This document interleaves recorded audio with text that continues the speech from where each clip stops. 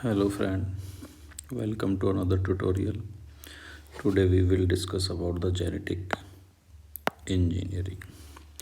What is genetic engineering? First of all, we know about the what is genetics. Genetics mean the genetic constituent, that is DNA of an organism. And engineering means use of techniques. So in genetic engineering we use technique to modify the DNA or the genetic material. Use the technique to modify the genetic material, that is DNA. And the genetic engineering is largely used in today's world in the field of like medicine, research, industry, and agriculture. And it is also used in both the field in plants as well as animals and microorganisms. In medicine system, the genetic engineering is used to produce hormones, proteins, monoclonal antibodies, vaccine, etc. And in research, organ genetic engineer discover the function of certain genes, यानी कि जैसे कि in human genome project,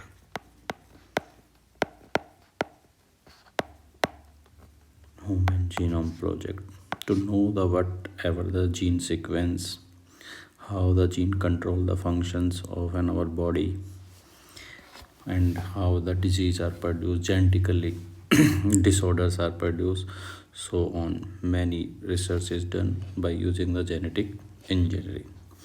In industry, it is used to transforming the microorganisms.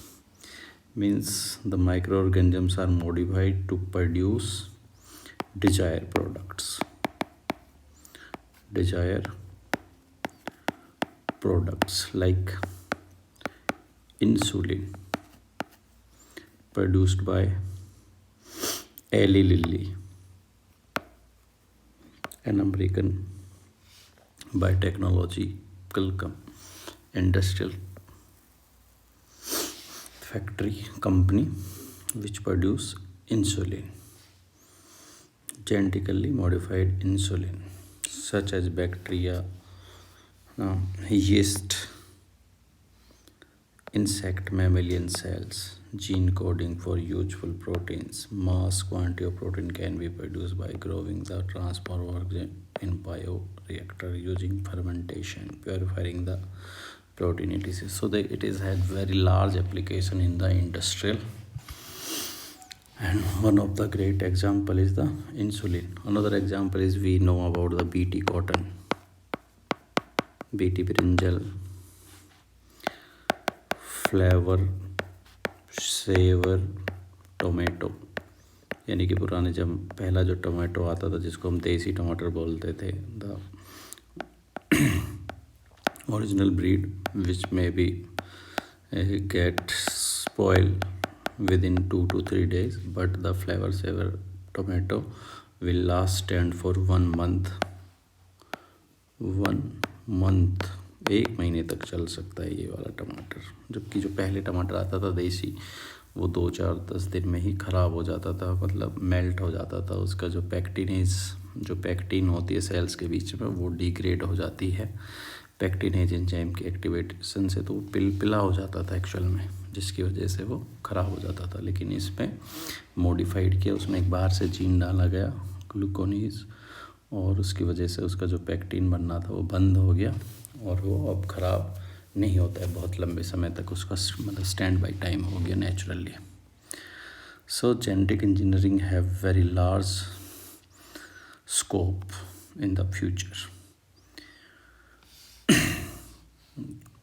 Create genetically modified crop like BT cotton, beti brinjal, golden rice, one of the great example. Golden rice vitamin A rich, यानी कि beta carotene is found in this. These are the some examples where the genetic engineering is utilized. So what we do in genetic engineering? So what we needed for doing the genetic engineering? First, we need a source of DNA. Source of DNA means from where we want a gene which we want to introduce in someone other. Means we have two species, one A and one B. And first we know the problem. If we want to change the gene pool of B, then we must know what we want to change in B. And what we want to change in B, we must saw this character in any other plant like A. So A have a gene like, for example, scarcity of water, यानी कि adverse condition, पानी की कमी में उगने वाला कोई पौधा है A, which can grow in adverse condition in the deficiency of water and survive. And this is the B species which cannot survive. We found the genes on A that which regulate the or which made it to survive in the deficiency of water. Then this gene is isolated from this and transferred to this. Then this species also may grow on the water deficient soil, and it may also grow. That is the successful. So that's why we must know the source of DNA to be cloned, जिसको हमें gene को वो gene ढूंढना होता है पहले जिसको हमें किसी दूसरे पौधे में डालना है. And now the second is the choice of vector. Now this is the A gene we pull out.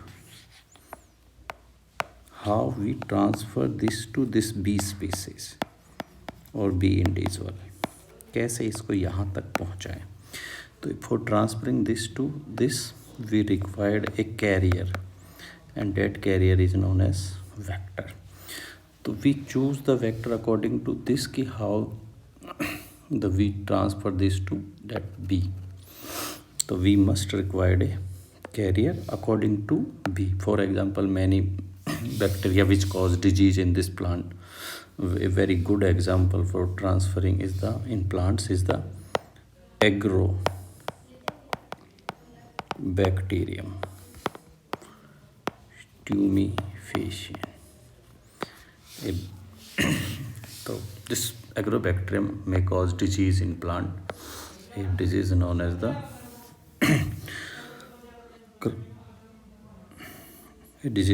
the tumor, crown gall tumor,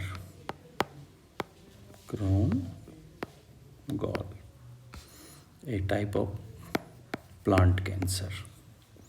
So we use this vector to transfer a gene from one plant to, and till today more in monocotyledons and dicotyledons, in both the Agrobacterium is utilized successfully for transferring the genes. And more than 200 species of plant still transform by using the Agrobacterium tumefaciens. Now the third we need is the restriction enzyme to pull out this gene and introduce into this. So we must require the restriction enzymes to cut the desired DNA. Desired DNA को cut करने के लिए हमें किसकी ज़रूरत होगी? Restriction enzyme की. Then we must require DNA ligase. अब जो हमने डीएनए कट किया है उसको दूसरे डीएनए में डालने के लिए, उसको जोड़ने के लिए ligase are also known as the glue, molecular glue, and restriction enzyme are known as the molecular seizure. They are known as the molecular seizure. Now then DNA ligase to use to ligate it the DNA, then we must require a host cell, that is the B. We are talking about many time about the B. The B is an host here, so we must require a host in which that DNA fragment or desired DNA can be transferred. Now we will discuss about the steps of genetic engineering. Actually, the DNA is modified, that is known as the recombinant DNA or chimeric DNA. R here is the recombinant DNA. The DNA which is get modified, which is not found naturally, that DNA is known as recombinant, in which we modified the DNA by using the genetic engineering, is known as the recombinant DNA or recombinant. The technology is known as recombinant DNA technology. So what are the steps of recombinant DNA technology? Is the identification and isolation of gene of interest. I already discussed about it कि हमें एक Dzire gene की ज़रूरत जिसकी है उसको ढूंढना होता है कि वो क्या है और उसको किससे लेना है, सोर्स क्या है उसका, तो उसको वहाँ ढूंढना है, आइडेंटिफाई करना है. The desire DNA isolation based on the problems of the society. What type of problems in the society? First we must know the problem, then we have a solution. So identification of desired DNA, then isolation of gene of interest or DNA fragment to be cloned. Then second step, insertion of that desired DNA into a suitable vector. Then the vector is introduction of vector into a suitable organism, that is the host, which is going to be transformed. And then the selection of transform host. अब जिसमें हमने DNA डाला है बाहर से, अब उसमें वो DNA ट्रांसफ़र होने के बाद उसमें अपने आप को एक्सप्रेस कर पा रहा है या नहीं कर पा रहा है, एक्सप्रेशन हो रहा है या नहीं हो रहा है. अगर जो उसमें एक्सप्रेशन हो रहा है तो it is known as transform, and if it is transform then we another is its multiplication. तो जब वो ट्रांसफॉर्म हो गया है तो उसको हम मल्टीप्लाई करेंगे, उसके संख्या बढ़ाएंगे, नंबर इंक्रीज करेंगे ताकि उससे ज़्यादा प्रोडक्ट ले सकें. तो these are the steps. Now what are the characters of cloning vector? It is a very important question कि cloning vector क्या होता है और उसके क्या character होने चाहिए. तो what is cloning vector? Cloning vector, a DNA molecule that carries the foreign DNA into a host cell, replicate inside the bacteria or yeast or any vector, produce many copies of itself and foreign DNA. यानी कि वो cloning vector वो होगा जो खुद को replicate करे, उसके साथ साथ हमारे desired DNA को भी replicate करके उसकी multiple copies बना दे. It is the ancient method, मतलब पुराने जब बहुत पुराना हो चुका है. Today we use the PCR for multiplication purpose.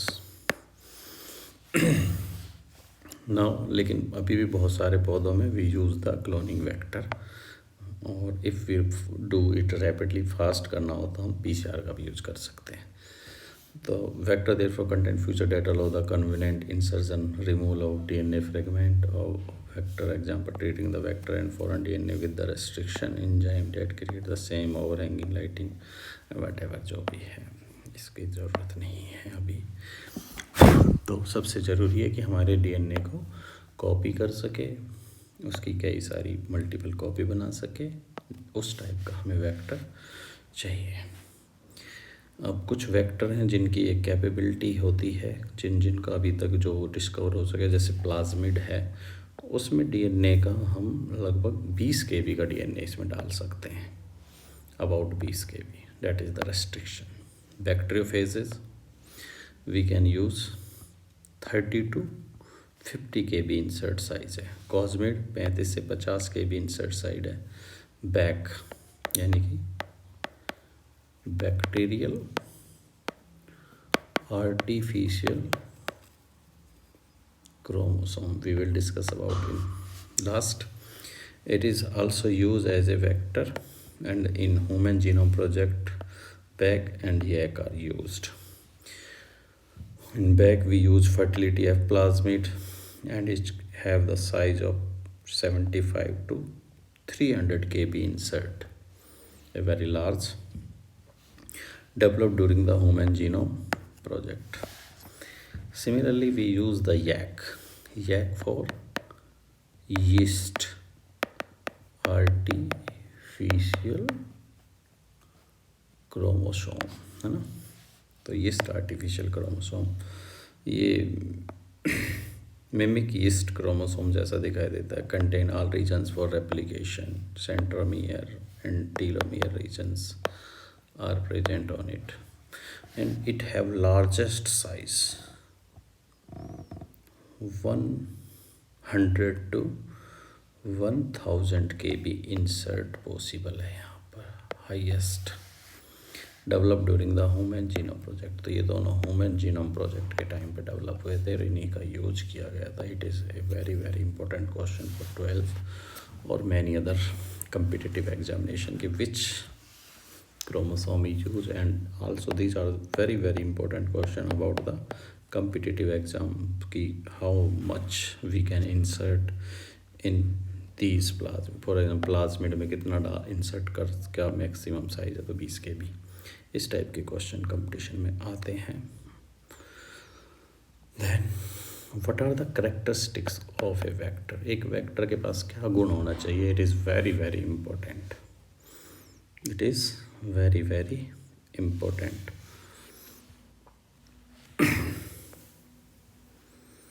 That is, it should be able to replicate autonomously. ये खुद को replicate कर सकता हो। It must have origin of replication site, क्योंकि बिना origin of replication site के तो replicate करेगा ही नहीं, तो इसके पास अपनी replication site होनी जरूरी है। Then selectable markers, it must have selectable markers, so we can choose it कि our desired DNA inserted in vector is transform or not transform. For selection of cloning, जब हम इसे आर्टिफिशियल मीडिया पे रखते हैं तो वहाँ पर इसको उगाने में हमें अपना डिज़ायर बैक्टीरिया को उगाना है, तो उसको सिलेक्ट करना है, क्योंकि बहुत सारे इन्वायरमेंट में और भी बैक्टीरिया और may be some bacteria not transform, तो उनको पहचानने के लिए हमें इसकी ज़रूरत पड़ती है। एंड मल्टीपल क्लोनिंग सीक्वेंस और पॉलीलिंकर, इसके पास मल्टीपल साइट होनी चाहिए, जैसे कि ये मेरे सामने यहाँ आपको दिखाई दे रहा है। It is PBR 321। It is in PBR, it is in plasmid vector. So here we saw the ampicillin resistant genes and tetracycline resistant genes. They act as an selectable markers. These are the restriction site: PST1, PVO1, EcoR1, CLE1, and the third EcoRV, BAM, SPH1, SAL1, XMA third, NRU1. These are all the restriction enzyme. It can be cut by multiple restriction enzyme, all are named here, and it have its own origin of replication site from where it can replicate and multiply it and make many copies of itself.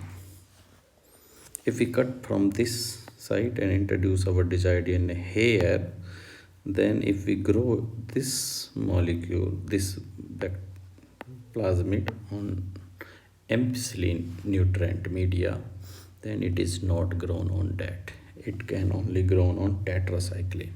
If we cut it from with using the BAM and introduce our desired DNA here in tetracycline region, then it can grow only ampicillin. So these such type of things are used as an selectable markers. तो इनमें से इनमें हम ज़्यादातर इन जगहों पर insert करते हैं ताकि हम इसे पहचान सकें कि ये हमारा डिजायर्ड डीएनए में हुआ है या नहीं हुआ है। Next is the we talk about the PBR. तो this diagram shows the PBR 321, similarly another known as the PBR 322 simplest cloning vehicle, simplest cloning vector है ये।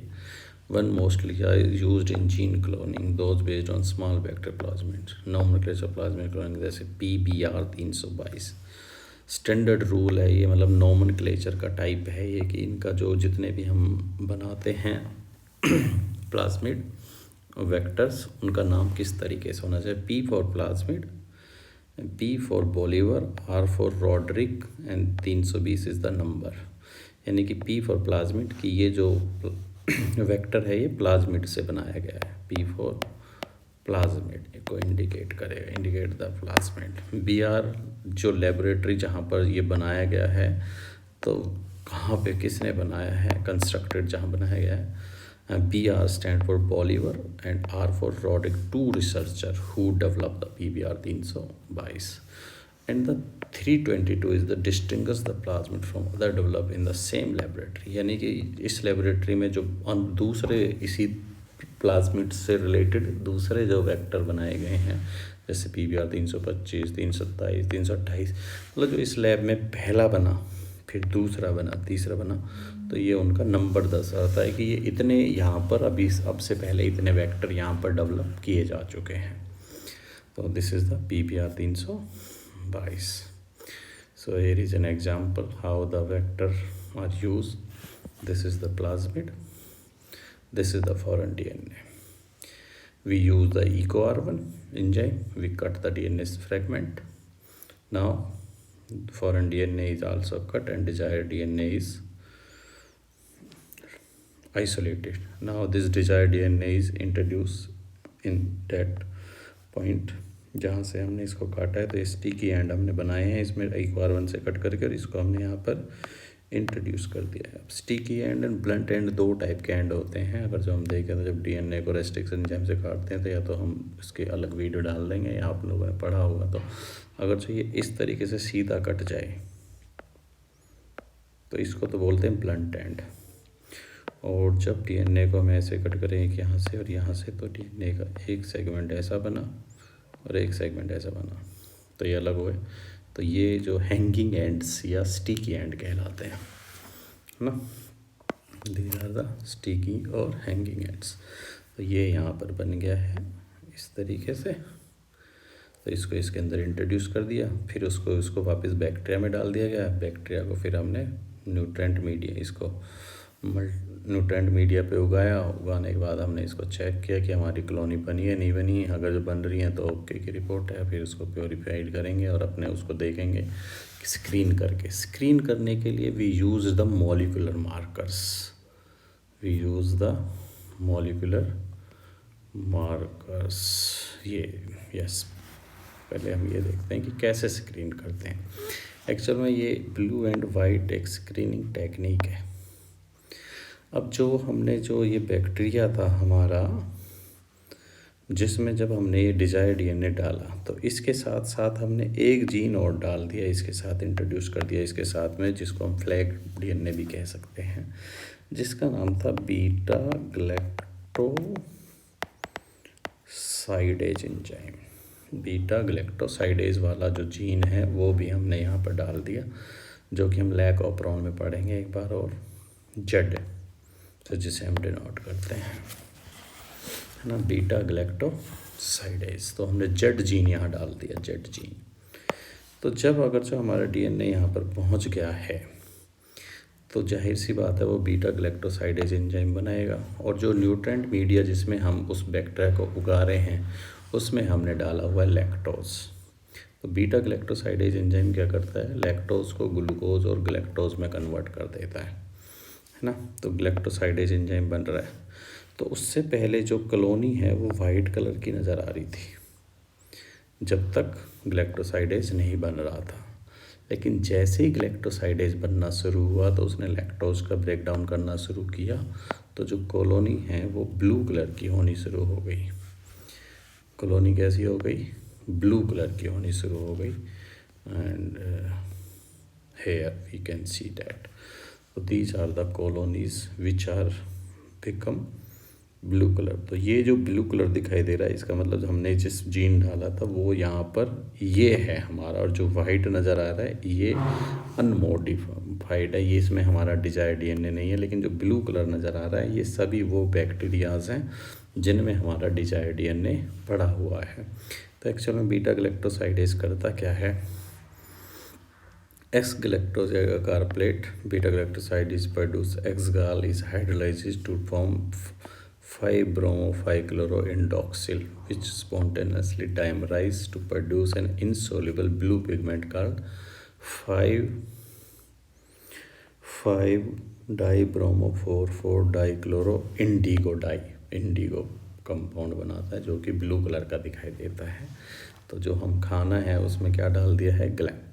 एक्स-गाल ग्लैक्टोज, जिसको बैक्टीरिया ने क्या कर दिया? ब्रेक डाउन कर दिया with the help of galactosidase. तो उसकी वजह से इसमें एक इंटरमीडिएट प्रोडक्ट बना जिसका नाम क्या था? 5-bromo-5-chloroindoxyl। और ये इंडोक्सिल क्या कर गया? दो मॉलिक्यूल आपस में मिल करके इन्होंने क्या बना दिया? 5,5-ब्रोमो, यानी कि दो हैं तो 5,5-ब्रोमो 4,4-डाइक्लोरो इंडिगो। मेन आपको इंडिगो याद रख लोगे तो वो भी काफ़ी है कि एक इंडिगो बनाएगा, और जिससे कि इसका रंग कैसा हो जाएगा? If the current formed by non-recombinant cell therefore appear blue in color while the recombinant one appear white, white हो जाएंगे जो होंगे हमारी IPTG non metabolize enough that induce expression of lacZ gene. It should be noted to IPTG not such beta galaxy but only an inducer. इसका मतलब इसको activate करने के लिए हम IPTG एक कंपाउंड होता है उसको यूज करते हैं। तो आपको इतना ध्यान नहीं देना, आपको बस ये याद रखना है कि जो होंगी मतलब जो हमारा रिकॉम्बिनेंट होगा वो वाइट नज़र आएगा। हाँ, उल्टा बोल दिया था मैंने तब, तो वो वाइट नज़र आएगा। और जो नहीं होंगे, जो नॉन रिकॉम्बिनेंट होंगे, वो कैसे नज़र आएंगे? ब्लू नज़र आएंगे। तो इस जीन का हम यूज कर सकते हैं।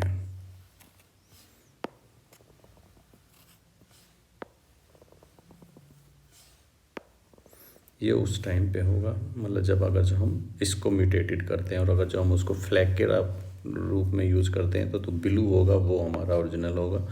और अगर जो हम इस बीटा गैलेक्टोसाइडेज एंजाइम को म्यूटेटेड कर देते हैं, क्या कर देते हैं? म्यूटेटेड कर देते हैं, तो वो वाली कॉलोनी वाइट होंगी। तो दो तरीके से हम यूज़ कर सकते हैं इसको। फॉरेन डीएनए के साथ ऐड ऑन करेंगे तो फ्लैग डीएनए फ्लैग जीन कहलाएगा, तब पता लगा लेंगे कि हो रहा है।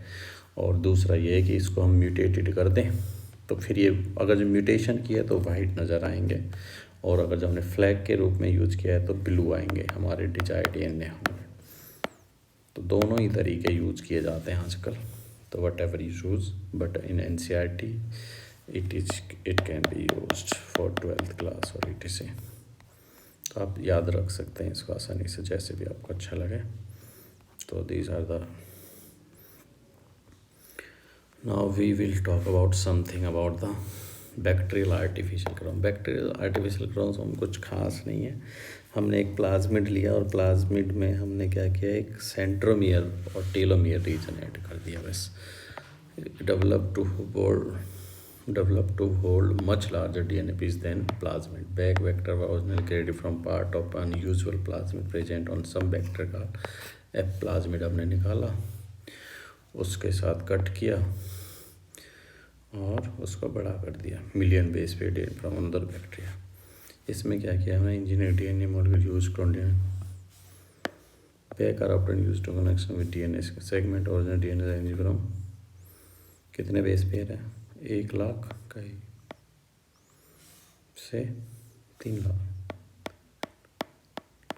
1 लाख से 3 लाख बेस पेयर इसमें हम इंसर्ट कर सकते हैं with the insert DNA are then taken by the bacteria। तो ये इसका है। दूसरा स्क्रीनिंग हो गया है। Last is the yeast artificial chromosome, very important.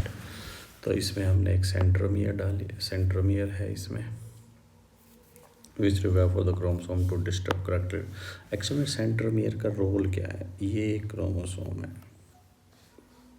ना, यहाँ पर एक काइनेटोकोर नामक एक प्रोटीन होती है, there is a kinetochore protein, and during division, यानी कि जब सेल डिवाइड करती है तो रेप्लिकेशन होता है, तो यहाँ पर जो माइक्रोट्यूबुल्स असेंबल होते हैं तो वो आकर के चिपकते हैं इस काइनेटोकोर प्रोटीन से। तो सेंट्रोमियर जो होती है वो क्रोमोसोम का इक्वल डिस्ट्रीब्यूशन करवाती है, यानी कि बराबरी का बंटवारा करवाने में मदद करती है। अगर जब सेंट्रोमियर ना हो तो क्रोमोसोम इक्वली डिस्ट्रीब्यूट नहीं होंगे, दो सेल जो बनेंगे डिवाइड होकर के, तो किसी में कम और किसी में ज़्यादा चले जाएंगे। तो सेंट्रोमियर की यहाँ पर ज़रूरत होती है, तो जिसमें सेंट्रोमियर है क्रोमोसोम। अब दूसरा एक ज़रूरत पड़ती है क्रोमोसोम में टीलोमियर की, क्योंकि अगर जो जैसे डीएनए का अगर जो टीलोमियर ना हो, अगर जो टीलोमियर ना हो, जैसे यही है, इसका ये रीजन ऐसे खुला हुआ रह जाएगा, ओपन एंड होंगे अगर जो टीलोमियर रीजन ना हो तो।